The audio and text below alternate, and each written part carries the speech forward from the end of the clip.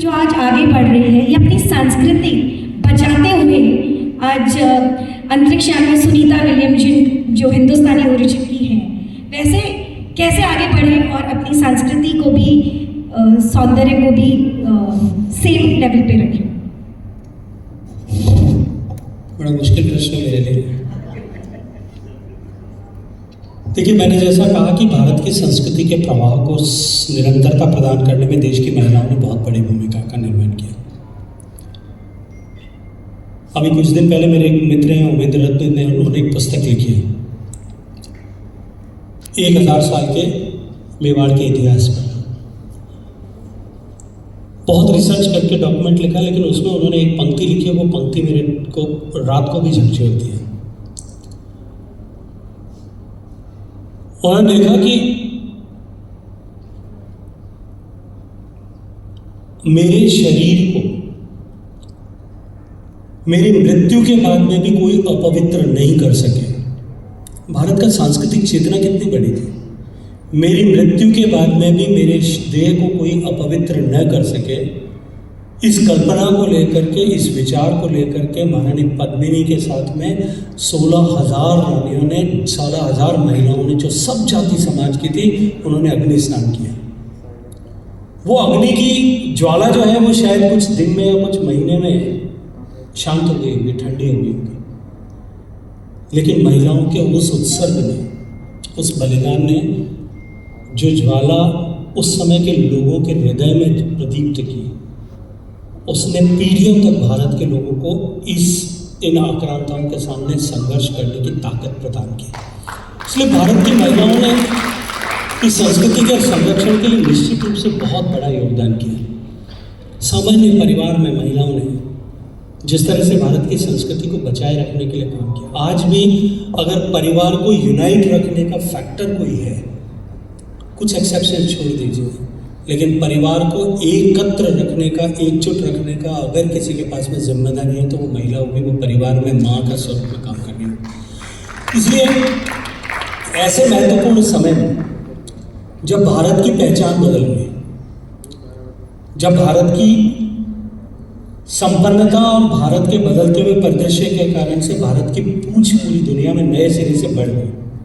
सामान्य कल्पना करके देखिए, आप में से किसी को कभी किसी निर्धन आदमी, दयनीय आदमी, किसी गरीब आदमी या किसी अविकसित आदमी के घर में जाने का अवसर मिला हो, यदि कभी,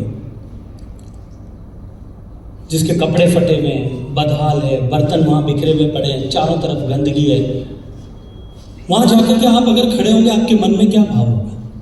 या तो करुणा का भाव होगा, या दया का भाव होगा, या आपके मन में भाव होगा कि वहाँ घृणा का भाव हो सकता है, या मन में भाव हो सकता है कुछ उसकी सहायता करने का। लेकिन वहाँ की किसी चीज को आप ओन कर सकें, ऐसा भाव कभी नहीं हुआ। भारत की परिस्थिति ठीक वैसी थी। भारत दयनीय हालत में था, भारत फटे हालत में था, भारत गंदगी के हालात में था। अब जब ये परिदृश्य बदला है, तब भारत की पूंछ पूरी दुनिया में वापस बढ़ने लगी है, और इसको साकार करने में इस समय में महिलाओं की बहुत बड़ी भूमिका है। भारत में स्वच्छता का आंदोलन माननीय प्रधानमंत्री जी के नेतृत्व में हुआ है। कल्पना करके देखिए कि 2014 में जिस देश में माननीय प्रधानमंत्री जी को आशीर्वाद दिया, उस समय देश की 62% आबादी के पास में शौचालय की सुविधा नहीं थी। आप लोग जिस परिवार की पृष्ठभूमि से आते हैं, जैसे पारिवारिक पृष्ठभूमि से आते हैं, आप कल्पना भी नहीं कर सकते। देश की 62% आबादी, 140 करोड़ लोगों के भारत की 62% आबादी के पास में सामान्य शौचालय की सुविधा नहीं थी। 40 करोड़ माताओं बहनों को नित्य प्रतिदिन अपनी गरिमा के साथ में समझौता करना पड़ता था। लेकिन जब माननीय प्रधानमंत्री जी ने इस स्वच्छ भारत मिशन को लेकर के इसको जन आंदोलन बनाने के लिए बीड़ा हाथ में उठाया, और पूरी दुनिया, ये यूनाइटेड नेशंस ने सस्टेनेबल डेवलपमेंट गोल्स डिसाइड किए थे, और भारत जैसे देशों के काम करने की गति और प्रगति को देखते हुए 2030 तक का समय हमको दिया था। पूरी दुनिया ये मानती थी कि शायद 2030 तक भी भारत नहीं कर पाएगा। केवल 5 साल में 12 करोड़ टॉयलेट्स बना करके हमने भारत को स्वच्छ भारत बनाने में सफलता प्राप्त की। इस जन आंदोलन में राजमिस्त्री से लेकर के क्योंकि ये केवल टॉयलेट बनाने का प्रोग्राम नहीं था, ये बिहेवियर चेंज का प्रोग्राम था, दुनिया का सबसे बड़ा बिहेवियर चेंज के सूत्रधार के रूप में सबसे बड़ी भूमिका, अगर क्योंकि मैं तो उस मंत्रालय को लीड कर रहा था, सबसे बड़ी भूमिका मैं नमन करते हुए कहता हूँ भारत की मातृशक्ति को, कि भारत की मातृशक्ति ने एक परिदृश्य बदल दिया। और आज वर्तमान में जब भारत पूरे विश्व के लिए एक नए सिरे से आकर्षण का केंद्र बना है, आज भारत जब दुनिया की सबसे तेजी से बढ़ती हुई अर्थव्यवस्था है, आज भारत स्पेस साइंस से लेकर के स्पोर्ट्स तक सब जगह पर अपनी एक नई पहचान पूरे विश्व भर में गढ़ रहा है, उस समय में भारत के विषयों के प्रति आकर्षण पूरे विश्व का नए सिरे से बढ़ रहा है। हमारे हिंदुस्तान से निकल करके योग जो है 150 साल पहले मुंगेर से निकल करके यूरोप में गया था, लेकिन उनकी इसकी जनरल एक्सेप्टेबिलिटी नहीं बनी थी। लेकिन क्योंकि भारत की पहचान बदल गई, माननीय प्रधानमंत्री जी की एक आवाज़ पर दुनिया के 190 देशों ने योग को स्वीकार कर लिया, और हम लोग अपने जीवन में डेली रूटीन में जितना योग को प्रैक्टिस करते हैं उससे ज़्यादा दुनिया के दूसरे देशों ने करना शुरू कर दिया। आज भारत की संस्कृति की जो है पूछ परख पूरे विश्व भर में नए सिरे से बढ़ गई है। आज दुनिया के 100 विश्वविद्यालय जो टॉप 100 यूनिवर्सिटी के 100 यूनिवर्सिटीज में सब में संस्कृत डिपार्टमेंट बन गया।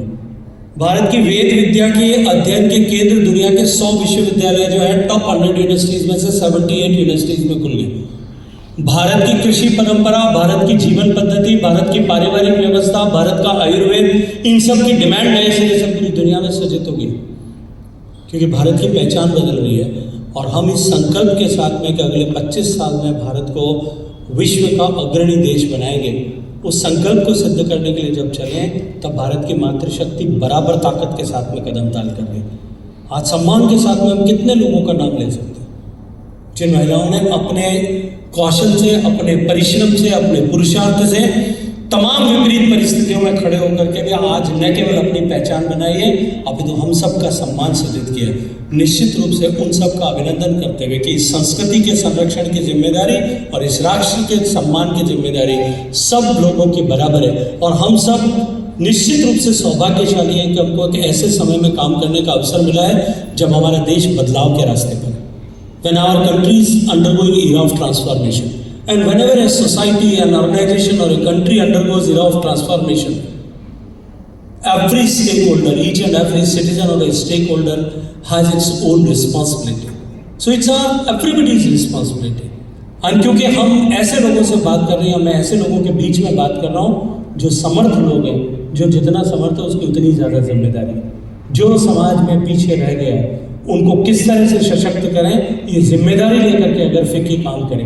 ऐसी महिलाएं जिनके पास पोटेंशियल है, जिनके पास क्षमता है, जिनके पास हुनर है, उनको सशक्त करके हम बराबरी के दर्जे पर कैसे लेकर के आएँ, इस जिम्मेदारी के साथ में अगर हम काम करेंगे, हम अपने पास में जो काम है, जो भूमिका हमने तय की है अपने लिए, जिस भूमिका में हम रूटीन में काम कर रहे हैं, उससे आगे बढ़ करके हम 1 घंटा दिन में, 1 घंटा सप्ताह में, या कुछ घंटे महीने में, केवल इसके लिए कि हम जो पीछे रह गए, जैसी आपकी रुचि है, जैसी आपके पास में क्षमता है, जो आपके पास में कैपेसिटी है, अगर किसी को और कुछ नहीं, मैथमेटिक्स आती होगी, अंग्रेजी आती होगी, कोई पढ़ा सकता होगा, ऐसी महिलाओं को पढ़ा शिक्षित करके इस प्रगति के इस दौर में हम उनको साथ खड़ा करें, हम अपनी ह्यूमन रिसोर्स कैपिटल को और अधिक स्ट्रेंथन करने के लिए काम करें, हम उनकी हैंड होल्डिंग करें, इस लक्ष्य के साथ में, इस विचार के साथ में हम सब जुटेंगे, तो निश्चित रूप से हम इस बात पर गर्व कर पाएंगे। क्योंकि मैं दीवार पर लिखा हुआ पढ़ सकता हूँ और पूरी जिम्मेदारी के साथ मैं कह सकता हूँ कि भारत बदलेगा। आज भारत जिस रास्ते पर चल पड़ा है, कोई ताकत नहीं रोक सकती। 2047 तक भारत विकसित भारत बनेगा, लेकिन जब विकसित भारत बन जाएगा तब क्या हम इस बात पर गर्व कर पाएंगे? हम सबको अपने आप से प्रश्न करना चाहिए कि क्या हम अपने आप पे गर्व कर पाएंगे कि इसको विकसित करने में हमारा भी योगदान था। क्योंकि जब भारत विकसित हो जाएगा तब कुछ लोग ऐसे होंगे जो गर्व करेंगे कि हमने भारत को विकसित किया, हमने अपना योगदान किया। कुछ ऐसे होंगे कि जो ये कहेंगे कि हम मूक दृष्टा की तरह स्टेडियम में खड़े खड़े मैच देख रहे थे और भारत विकसित हो गया। कुछ शायद इस बात पे भी गर्व कर सकते हैं कि भारत विकसित हो रहा था तब हम और कुछ नहीं कर रहे थे, लेकिन ताली तो बजा रहे थे। लेकिन कम से कम ऐसे अभागी तो नहीं बने हम कि जो भारत विकसित हो जाए और उनको पता भी नहीं चले। मैं बस आप सबसे यही अपेक्षा करता हूँ आज के दिन में कि हम भारत के विकसित होने के सारथी बने, उसके ड्राइवर बने। इस अपेक्षा के साथ में आप सबको बहुत सारी शुभकामनाएं, अभिनंदन, आपका बहुत सारा धन्यवाद। राजश्री जी का अभिनंदन कि आपने मुझे अवसर प्रदान किया सबसे संवाद करने का। भारत माता की